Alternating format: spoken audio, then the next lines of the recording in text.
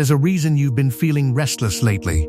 A quiet tension, a sense that something isn't fully aligned. And it's not because you're lost, it's because you've been slowly stepping away from yourself.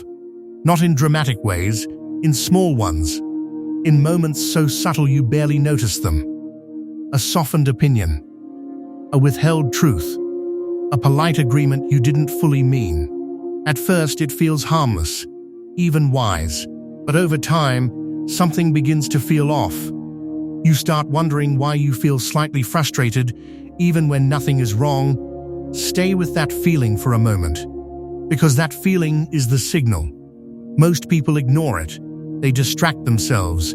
They blame stress. They assume it's just life. But it's something else. It's the tension between who you are and who you're presenting.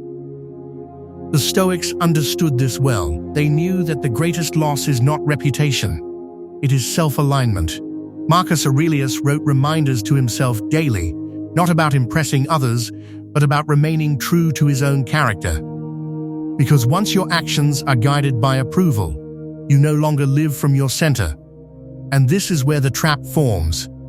Not a visible cage, no dramatic prison, just a gradual shift. You begin to measure your words. You filter your thoughts. You adjust your personality depending on the room. Not because you are weak, but because you are human. The desire to belong is powerful. But here is the quiet cost. Every time you act against your own values, you create internal friction. That friction doesn't explode. It accumulates. It shows up as restlessness, as quiet resentment, as the feeling that something about your life isn't fully yours. Let me ask you something difficult. How many decisions today were based on clarity? And how many were based on comfort? Think carefully, because this is where awareness begins. You are not trapped by society. You are not imprisoned by other people's expectations. You are trapped only when you forget that you have a choice.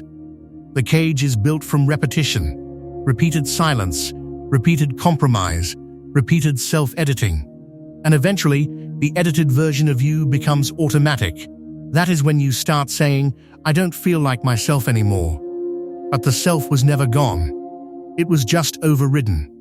The way out is not rebellion. It is not aggression. It is alignment. It begins quietly, by noticing the next time you are about to agree too quickly, by pausing before you shrink your opinion, by asking one simple question, "Is this who I want to be?" That question changes everything. Because the moment you act from your values instead of fear, the tension begins to dissolve. Not instantly, but steadily.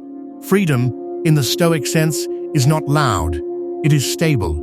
It is the ability to remain yourself, whether you are praised or criticized, whether you are accepted or misunderstood. And here is the realization most people avoid. The world does not control your identity. Only your repeated choices do. You were never locked inside anything. You were only adapting. And adaptation is useful until it costs you your integrity.